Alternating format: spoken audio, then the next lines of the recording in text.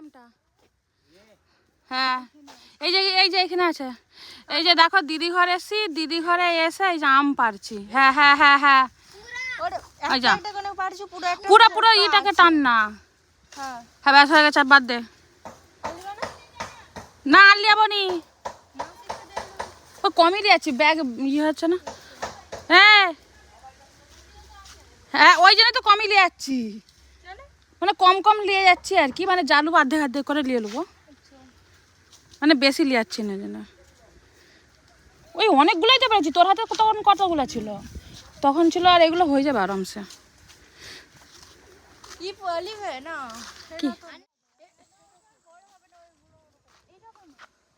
কথা আতা আমি তো দেখতেই পাইনি।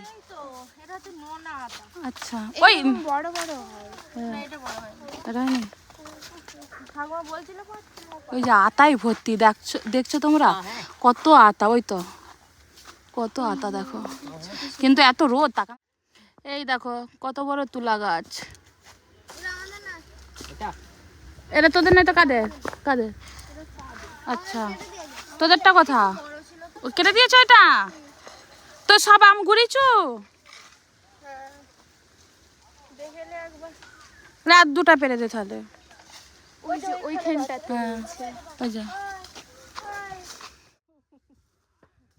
এটা হাতে, আমিও হাতে করে পেরেছি। আর এখানের আমটা পাততে যে আমি আর আমরা ওইটা শর্ট ভিডিওতে ছাড়বো। চলো আম আমাদের এই যে এই কটা আম পাড়া হয়েছে, আর বাকি হচ্ছে নিয়ে যাওয়া হয়েছে।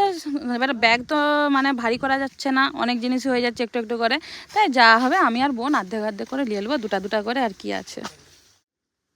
এই দেখো বন্ধুরা, গ্রামের কি একটা মজা বলো তো, গোটা এই দেখো এখন এটা কি ফুল, গাঁদা ফুল, কুড়ি গাঁদা, এটা এখনো হয়েছে। আমার বঞ্জি কি স্যার গাঁদা ফুলের, আমার বঞ্জি আমাকে পুরো বন জঙ্গল 7 সমুদ্র পার করে নিয়ে যাচ্ছে। এই দেখো না, দেখো জোঁকে ধরলে কোথা, চিকু গাছ, এই চিকু হয়েছে দেখো, এই দেখো এইখানে একটা হয়েছে দেখবো, এই দেখ দেখ দেখ, এই দেখো এই দেখো চিকু গাছ। এই দেখো আমার দিদিদের জমিতে এসছি, এই যে এইগুলাকে আমি বলছি বিড়ি কলাই, আর আমার বঞ্জি বলছে এগুলা মুগ কলাই। আচ্ছা তোমরা একটু বলো তো এটা মুগ কলাই না বিড়ি কলাই? চলো ভালো করে দেখাচ্ছি। হ্যাঁ এই যে এখন তো কাঁচা কাঁচা, বুঝতে পারবে না কি জানি না। এই দেখো এই যে এটা পাকা আছে, এই দেখো দাঁড়াও এটাকে ভাঙি।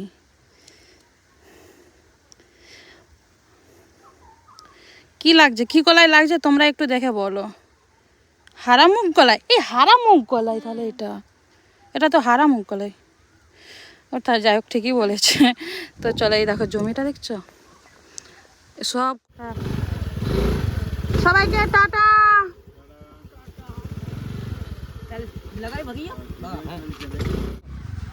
এখন কটা বাজে? 5টা 17 বাজে এখন, ঘর যাবো 17। ওই জন্যই বললাম ফোন করে বলে দাও যে 6:30টার সময় আসতে। আমার ছেলে ছাড়ছেই না, এত গাড়ি চালানোর নেশা। নে নে এই নাম বাবু নাম। আরে বাবু গাড়ি থেকে নাম, দেরি হচ্ছে। হ্যাঁ বাবু যেতে 6টা বাজে, 6টা। দেখো দাসপুরে চলে এসেছি, আর দাসপুরে একবারে বাস স্ট্যান্ডের সামনেই অপোজিট সাইডেই এই যে এই ফুচকার দোকানটা। যারা যারা দাসপুরে থাকো বা ফুচকা খাও নিশ্চয়ই এই দোকানটা তোমরা চিনো। এই দোকানের ফুচকাটা বেশ খেতে ভালোই লাগে, প্রত্যেকবারেই খাই ভালো লাগে, কিন্তু এইবারে খুব একটা আমাকে ভালো লাগেনি, হয়তো পেট ভর্তি ছিল নাকি কি জানি। যাই হোক ফুচকাটা খেতে কিন্তু মোটামুটি ভালোই লেগেছে, নাহলে অন্যবারেও খাই ভালো লাগে, হয়তো এবারে মুখের একটু স্বাদের জন্য এরকম হচ্ছে, নাহলে ফুচকাগুলো কিন্তু দারুণ হয়, দারুণ লাগে খেতে। তো যাই হোক, এখানে আমাদের ফুচকা খাওয়া হয়ে গেছে। তারপরে আরেকটু কিছুটা হেঁটেই এখানে পাপড়ি চাট। আসলে আমার বেটা একবার আসছিল, আমার বোনজি, তো এখানে একবার পাপড়ি চাট খেয়ে গেছে সন্ধ্যাবেলা। তো ওদেরকে ভালো লেগেছে, তাই ওরা বললো ঠিক আছে যখন চলেই যাওয়া হবে এক কাজ করো খেয়ে এসি চলো। সেই জন্য এখানে পাপড়ি চাট, দই পাপড়ে এইগুলো সব অর্ডার দেওয়া হয়েছে। আর ভাবলাম চলো তোমাদের সাথেও এই দাসপুরের এই জায়গাটা শেয়ার করি। দাসপুরের আশেপাশে যারা থাকো এখানে পাপড়ি চাট খেতে আসবে। সত্যি কথা বলতে খুব সুন্দরই লেগেছিল। তবে হ্যাঁ, এই যে দই পাঁপড়টা, দই ফুচকাটা তো আমাদের এখানেই বেশি খেতে ভালো লাগে। আসলে দই ফুচকাটা জানো তো, সুজির দই ফুচকাটা বেশি খেতে ভালো লাগে। আর এই দই ফুচকাটা খুব একটা ভালো লাগে না, ভালো লাগে কিন্তু মুখে দিলেই না সাথে সাথে মিলিয়ে যায়। আর যেহেতু আমরা এখানে দই ফুচকাটা খাই, আর এখানে পুরো সে করকর করে, তো বেশ ভালো লাগে খেতে। তোমরা কে কে পাপড়ি চাট, দই ফুচকা খেতে ভালোবাসো জানিও। আমাদের তো এগুলো খেতে তো ভালোই লাগে, অল টাইম ফেভারিট। এই যে দেখো একটা পাপড়ি চাট নিয়েছি। আর চলো টেস্ট করে দেখাই। মানে টেস্ট যখন করবো মুখের অবস্থাটা শুধু দেখো, কে খায় এরকম করে। তবে কিন্তু খেতে সেই লেগেছিল। এবারে চলে আসছি সব কিছু কমপ্লিট করে বাপের বাড়িতে, যেহেতু বাপের বাড়িতে আমার ব্যাগ ট্যাগ আছে। আর আমি এখানে ব্যাগ ট্যাগ নেবো, নিয়েই হচ্ছে ঘর চলে যাব। যেহেতু আমাদের টিকিট আছে কালকে আমাদের দিকে বেরিয়ে যেতে হবে, তাই এখানে ব্যাগগুলো আনতে আসলাম বাপের বাড়িতে। আবার তার পরের দিনের ভিডিওটা শ্যুট করছি, আর এই ভিডিওটা দুদিনে শ্যুট করা হয়ে আছে। আর এখানে যাকে গড় করে নিলাম, যেহেতু আমাদের এই যে গাড়ি চলেই আসছে দেখতে পাচ্ছ। আর এখানে আমার ভিডিওটা শ্যুট করেছে বলে আমি জানতাম নি। তো যাই হোক, ভিডিওটা শ্যুট করেছে যখন, তাই ভাবলাম একটু তোমাদের সাথে ভয়েস ওভারে শেয়ার করে নিই।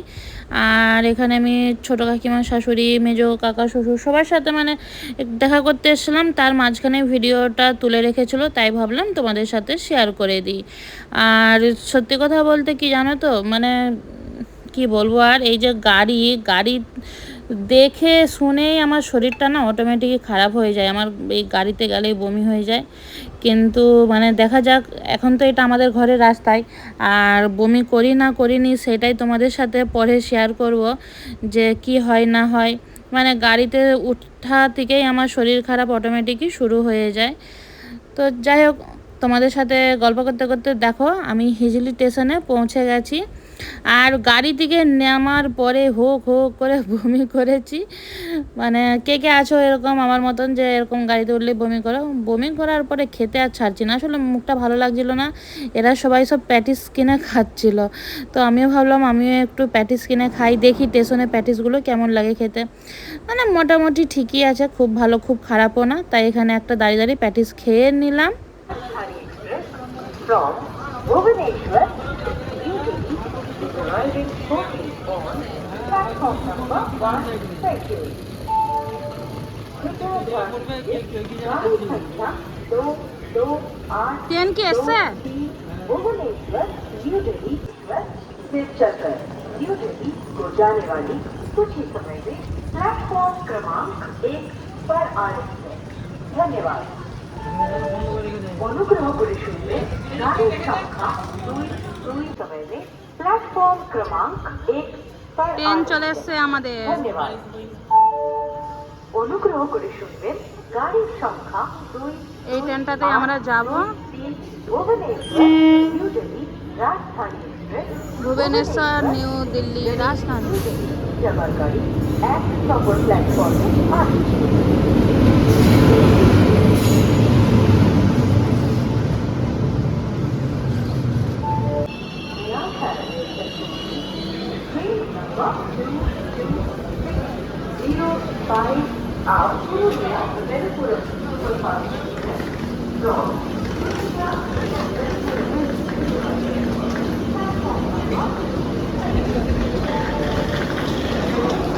আরে এইটা দিয়ে উঠাবো না, আমার চল যাচ্ছে ওখানকে।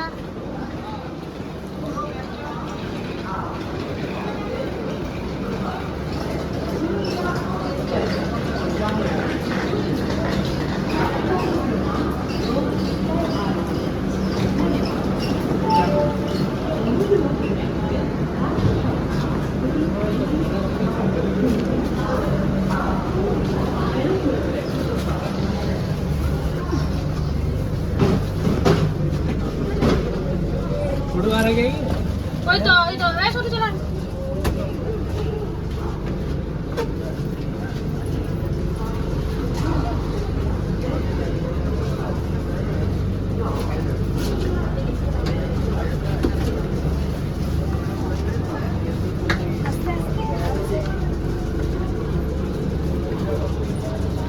আচ্ছা, আমরা না হিজলি স্টেশন থেকে দুটো না তিনটে এরকম লাঞ্চ প্যাক করেছিলাম, কেননা ভাগনা বলেছিল হয়তো দুপুরবেলা লাঞ্চ দিবে না, সেই জন্যই প্যাক করেছিলাম। কিন্তু ট্রেনে উঠে আমরা জানতে পারি যে আমাদের দিকে লাঞ্চ দিবে, জিজ্ঞাসা করেছিল, তাই ওইটাও একটা লিয়া হয়েছে। আর এইটা তো স্টেশন থেকে খাবারটা কেনা হয়েছে, ডিম আর এটা মিক্স সবজি ডাল। এত বেকার খেতে, কি বলবো, রুগীর ঝোলও মানে রুগীর রান্নাও এর থেকে ভালো হয়। শুধু আমাদের পয়সাটাই গেছে এই স্টেশন থেকে খাবারটা কিনে। আসলে জানা ছিল না তো, এই প্রথমবারই আমরা এইটাতে আসছি। যদি জানা হতো তাহলে আমাদের পয়সাটা যেত না, পুরো 3টা প্লেট গেছে। এর থেকে তো ট্রেনের খাবার ঢের ভালো। চলো ট্রেনেতে কি কি খাবার সেগুলো দেখাচ্ছি। এখানেও একটা মিক্স সবজি আছে, ডাল আছে, ভাত আছে, দই আছে, এই যে রুটি আছে। তারপরে আরেকটা কী ছিল আমি জানি না, হাজব্যান্ড খেয়েছিল, আমি খাইনি।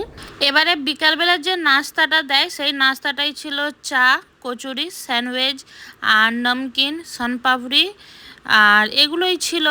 আর সত্যি কথা বলতে আমার এবারে কী যে হয়ে গেছে কি জানি, একদম কোনো খাবার খেতে ভালো লাগছে না। আসলে বমিটা করার পর থেকেই না আমাদের মানে শেষ অবস্থা হয়ে গিয়েছিল। আর এখন বিকাল বলে, দেখো ভিউটা কত সুন্দর লাগছে না দেখতে।